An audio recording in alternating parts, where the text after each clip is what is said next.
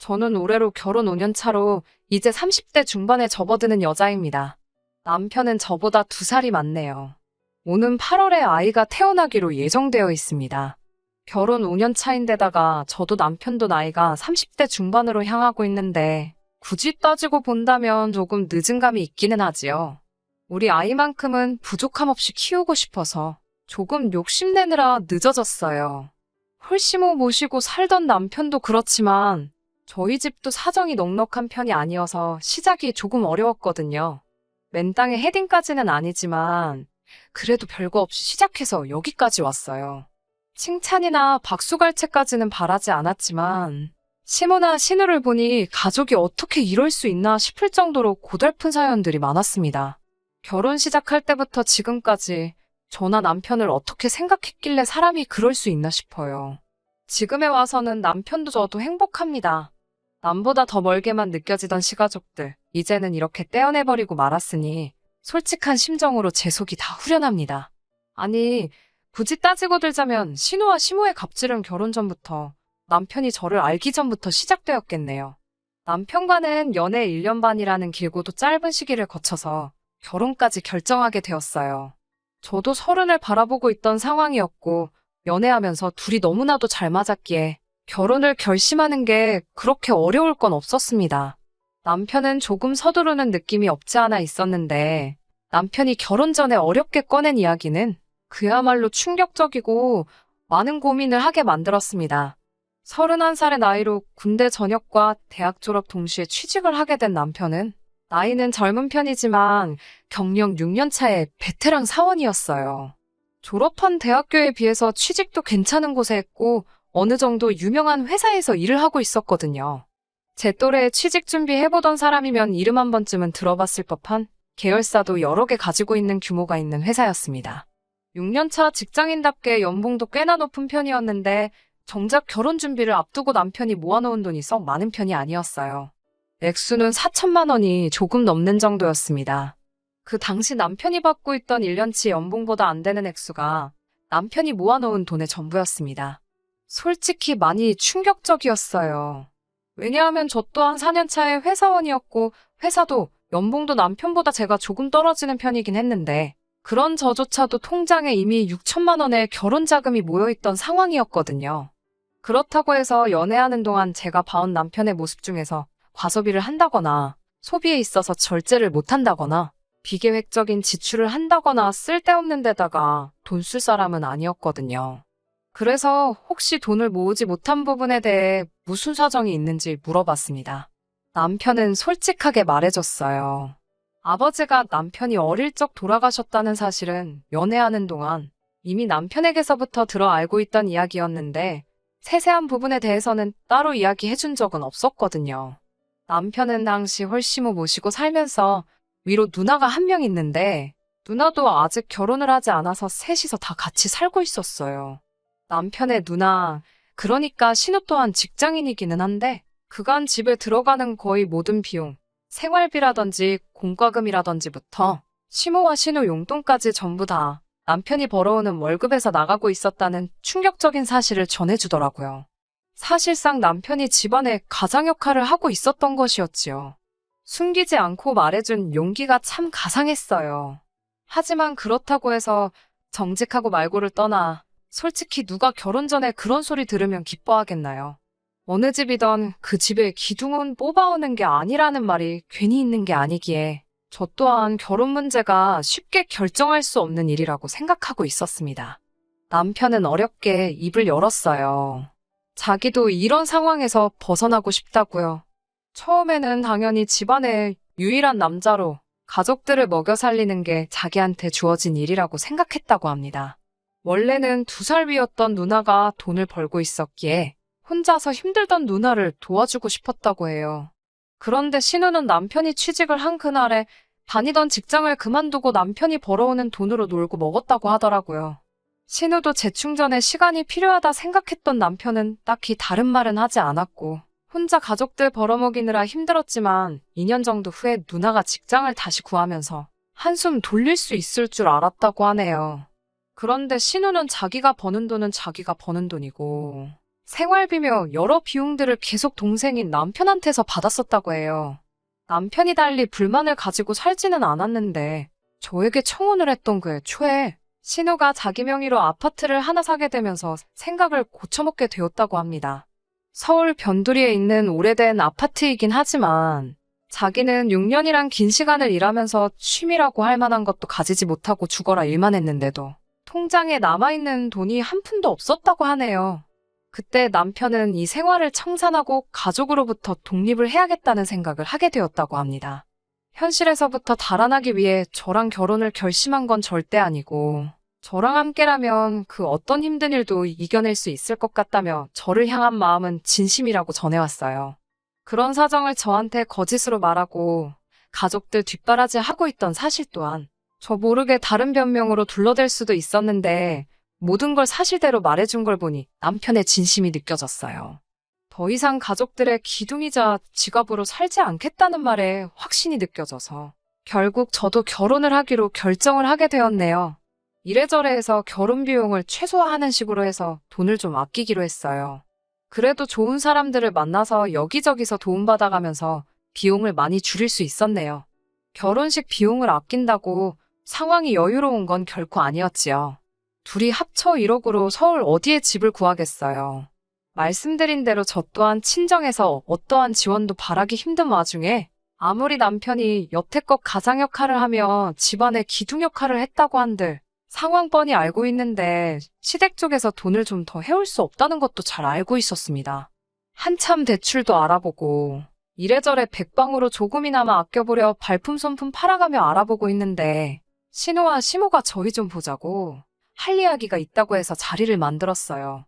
약속 장소에서 시어머니가 너희들 집을 구하고 있는데 돈도 모자라고 여러모로 애로사항이 많다고 들었다고 먼저 말을 꺼내시더라고요.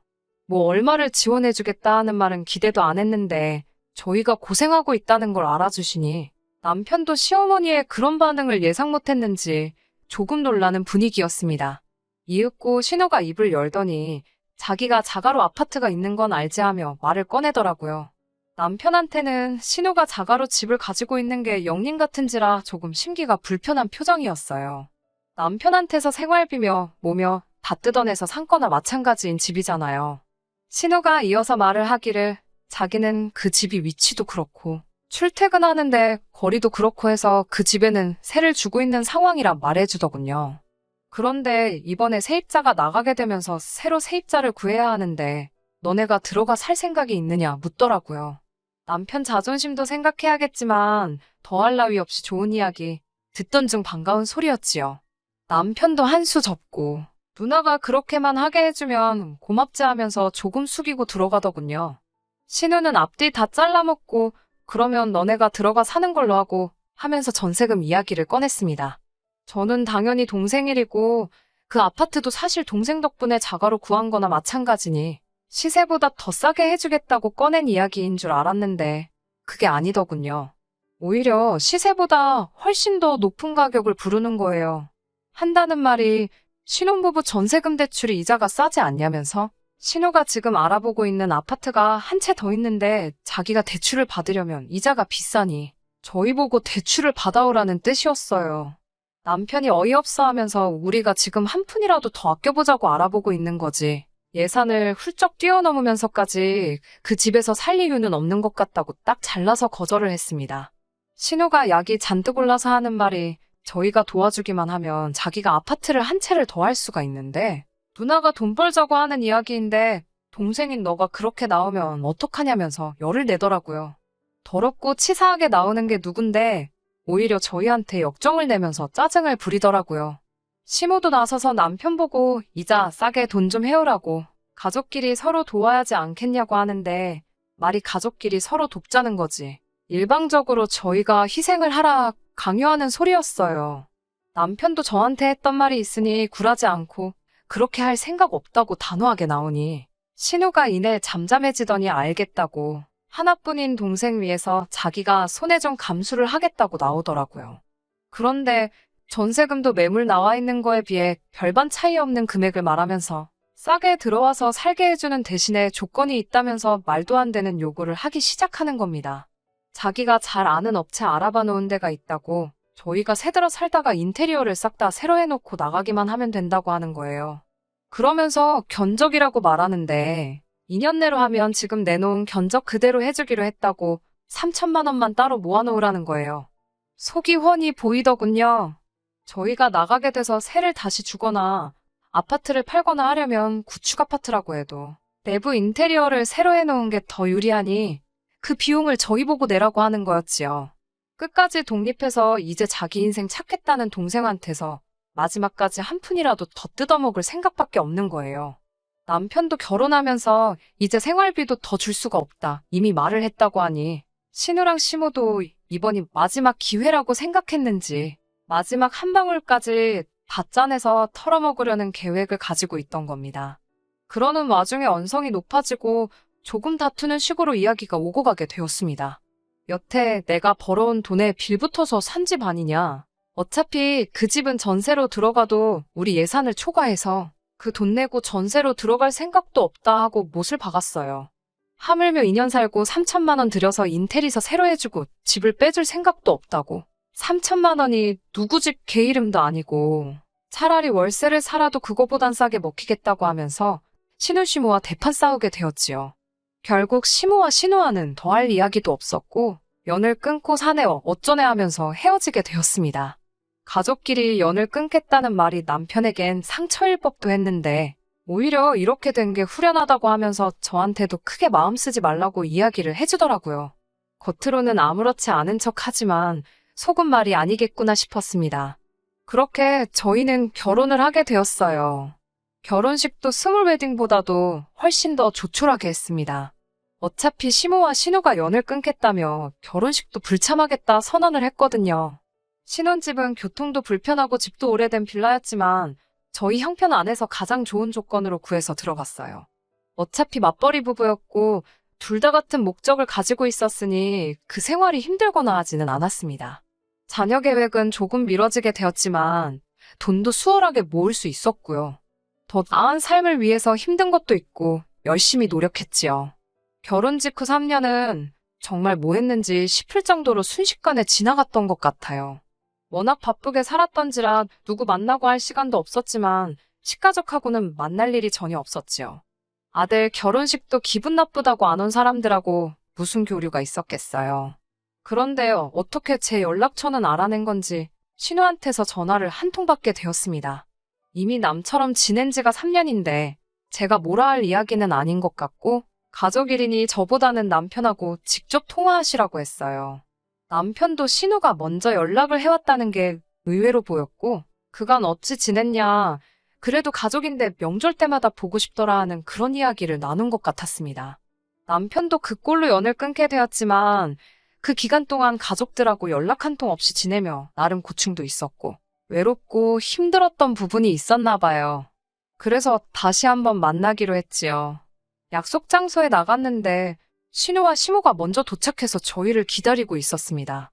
멀리서부터 반갑게 손을 흔드는 두 사람 모습에 남편도 어느 정도 벅차오르는 듯해 보였어요. 시작이 안 좋았지만 이제부터 잘 지내볼까 생각했던 그 마음은 신우와 시모와 인사를 하자마자 날아가 버리고 말았습니다. 거두절미하고 신우와 시모가 저희한테 꺼낸 말은 너네 집 산다고 돈 좀 모아놓은 게 있지 않냐면서 그 돈 좀 보태라고 하더군요. 자기가 알아봐 놓은 대박 아파트가 있다면서 지금 사놓고 몇 년만 묵히면 큰 돈이 될 거라고요. 그때랑 다르게 저희한테 빌리는 거고 집값이 오르면 저희 목도 좀 쳐서 돌려주겠다고 하는 겁니다. 남편 표정은 실망한 기색이 역력했어요. 시간이 지나 앙금이 사라지고 오해가 풀렸다고 생각했는데 고작 한다는 말이 그때랑 다를 바 없는 이야기였으니 말이지요. 그때 저희가 자기 제안을 거절해서 그때 보고 있던 아파트를 놓쳤다면서 그 집이 지금 얼마인지 아냐며 손해가 막심했다고 하더라고요. 돈이 없어 못 산 걸 가지고 저희 때문에 손해를 봤다는 말부터 시작하니 무슨 기대를 하고 이 자리에 나왔나 싶었습니다. 아무튼 그때 저희 때문에 손해본 것도 있지만 다 용서해주겠다면서 이번에는 두 번은 오지 않을 기회이니 가족의 일원으로서 동참하라고 하는 거예요. 영끌을 하려는데 대출받을 곳도 없고 하니 영 끊고 지내던 저희들 돈이 필요해서 불러낸 주제에 뭐가 저리 뻔뻔한지 싶었습니다. 이런 이야기 하려고 부른 거면 그냥 여지껏 그랬던 것처럼 영 끊고 지내자고 하고 남편은 자리에서 일어났어요. 신우는 어떻게든 돈을 마련해야 했는지 그러면 너네 어차피 집 사야 되지 않냐면서 자기는 돈이 필요하니 자기 명의 아파트라도 사가라고 하더라고요. 남편도 나름 지푸라기라도 짚고 싶은 심정이었을 것 같네요. 이러나 저러나 저희가 이제 집도 알아보고 싶었고 신우가 돈이 필요해서 급매로 내놓는 집일 테니 조금 싸게라도 해주면 신우는 필요한 돈이 생기는 거고 저희도 적당한 집을 구할 수 있는 거고 가족 간의 불화도 해결되지 않겠나 하는 기대였나 봐요. 마지막이다 하는 심정으로 남편이 얼마에 해줄 건데 하고 물었는데 역시나 우리 신우 그냥 넘어가는 법이 없었네요. 워낙 오래된 아파트고 위치도 위치인데다가 단지도 작아서 재개발 이야기가 10년도 전부터 있던 곳인데 아직도 재개발 소식이 없어서 서울 집값이 그렇게 오르던 와중에도 집값이 변동이 전혀 없는 아파트였어요. 그런데 신우가 그 아파트 가만 냅두기만 해도 10억까지 올라갈 아파트라고 하면서 3억짜리 아파트를 저희 보고 5억에 가져가라고 하더군요. 몇 년만 지나면 저희들 앉아서 5억을 버는 거라고 하면서요. 남편이 자기가 무슨 기대를 한 건가 싶은 표정을 지으면서 누나 지금 미쳤냐고 제정신이냐고 한마디 하더라고요. 세상 어느 멍청이가 3억에 매물이 몇 개나 있는 아파트를 5억을 주고 사가겠냐고 하면서 제발 정신 좀 차리고 내 돈 털어먹을 생각 좀 하지 말라고 일침을 날리는데 제 속이 다 후련하더라고요. 급전이 필요하면 시세보다 싸게 파는 게 당연한 거 아니냐고 동생이라고 어떻게 한 푼 뜯어낼 생각하지 말고 엄마도 누나도 정신 차리고 사람답게 살라 말하고 자리에서 일어났습니다. 돌아가는 저희 뒤에다 대고 진짜 연을 끝내 어쩌네. 너 같은 놈은 가족도 아니네 하면서 소리를 지르는데 들은 척도 안 하고 집으로 돌아왔어요.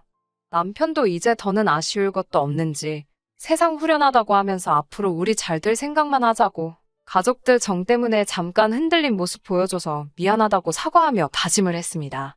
그리고 작년 늦가을에 남편과 제 명의로 드디어 아파트를 구하게 되었어요. 위치가 살짝 아쉽긴 하지만 거의 무일푼으로 시작해서 5년 만에 두 사람의 힘으로 이뤄낸 쾌거라고 생각해서 정말 기뻤네요. 저희가 전문 기술자는 아니지만 이리저리 알아봐서 내부도 직접 고치고 저희들 보금자리를 만들었네요.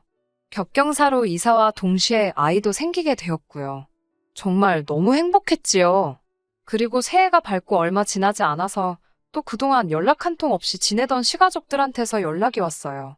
우리가 한 번 속지 두 번은 속지 않는다고 저희 잘 지내는지 궁금해서 연락했다는 말에 시큰둥하게 대답했습니다. 또 말도 안 되는 이유로 우리한테 한 푼이라도 뜯어갈 생각이겠거니 했지요. 소식은 어디서 들었는지 집 샀다는 이야기 들었다며 축하를 해주면서 이제 명절인데 가족끼리 한번 뭉쳐야지 않겠냐고 하는 겁니다. 사뿐히 무시해주고 있었는데 설 당일날 우리 집은 어떻게 알고 찾아왔어요. 남편이 그나마 외삼촌 한 분하고는 연락을 하고 지냈는데 삼촌 통해서 수소문해서 찾아왔다고 하더라고요. 그런데 시무랑 신우가 몰골이 말이 아니었어요. 그동안은 집 보러 다닌다고 절대 후줄근하게 하고 다니던 사람들은 아니었는데 말입니다. 살도 좀 빠져 있었고요. 근처 마트에서 집들이 선물이랍시고 휴지도 사오고 했더라고요. 남편이 여기는 왜 왔냐고 날이 잔뜩 서 있는데 그 몰골을 보니 그냥 보내기도 그래서 들어오라고 했지요. 집을 둘러보더니 잘해놓고 산다고 보기 좋다고 하면서 웬일로 가족 같은 말을 건네주더라고요. 또 무슨 어이없는 투자권유를 하며 우리 돈 빼먹을 생각을 하려나 했더니 이번엔 투자권유가 아니었어요. 대뜸 자기들 좀 살려달라고 빌기 시작하대요. 이야기를 듣자 하니 2년 전에 저희한테 아파트 새로 하나 알아놨다고 돈 내놓으라고 했던 그 아파트 있잖아요. 신우명의 아파트는 팔아서 자본을 만들고 시어머니 집도 담보로 대출받고 여기저기서 있는 대로 연끌을 해가지고 기어이 그 집을 샀나 봐요. 그런데 이번에 부동산 대란이 오면서 그 집은 신우랑 시모가 그 당시에 연끌했을 때보다도 가격이 폭락을 했답니다.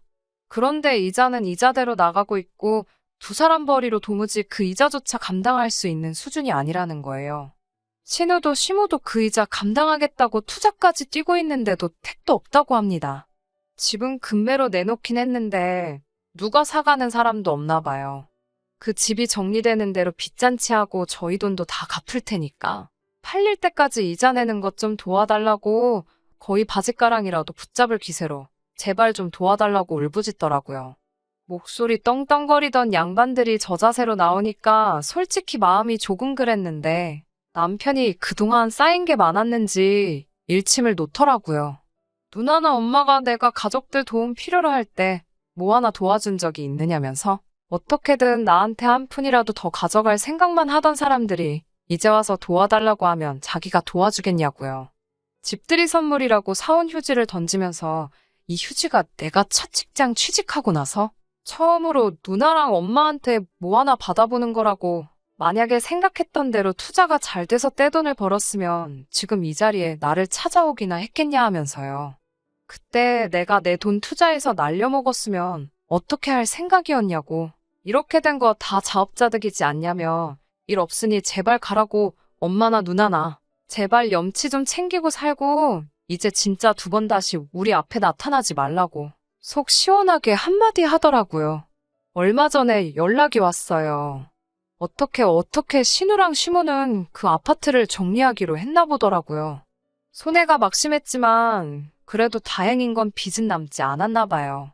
아직 시어머니 집이 있으니 두 사람 빚 없이 지낼 곳도 있고 사는데 지장은 없을 건가 봐요. 신우랑 시모가 눈물로 용서를 구하고 앞으로 두 번 다시 돈에 관련된 이야기는 하지 않겠다고 다짐을 하는데도 남편은 단호하게 그냥 거리 두고 지내자고 못을 박더라고요. 남편은 가족과 완전히 등지게 되었으니 마음 아픈 일이겠지만 이미 5년을 연을 끊고 살았는데 어느 정도 이겨낸 것 같아 보이더라고요. 사람 쉽게 변하지 않는다고 지금이야 마음고생이 끝났으니 저럴 수도 있는 거고 아직 완전 쫄딱 망한 게 아니니 또 무슨 건덕지만 생기면 안 좋은 일로 얽히게 생겼으니 그냥 이렇게 있어도 문제 없다고 그냥 앞으로 우리 인생에만 집중하고 행복하게 살자고 하더라고요. 10년간 속에 삭혀만 두고 담아두고 있던 말을 했으니 남편 속이 얼마나 후련했을까 싶어요. 저도 제가 나서서 남편과 시어머니, 신우 사이를 이어주거나 하지는 않으려고요. 다른 사람도 아니고 자기 가족들 문제니 해결할 생각이 있으면 남편이 어련히 알아서 잘하겠지 믿음이 가네요. 남의 집 기둥은 뽑아오는 거 아니라고 해서 걱정했는데 괜한 걱정을 했던가 봐요. 저희는 새 보금자리에서 곧 태어날 아이와 함께 행복하게 살 계획입니다. 끝까지 들어주셔서 감사합니다. 오늘의 사연은 여기까지입니다. 구독과 좋아요, 알람 설정 부탁드리고 더 좋은 사연으로 다시 찾아뵙겠습니다. 감사합니다.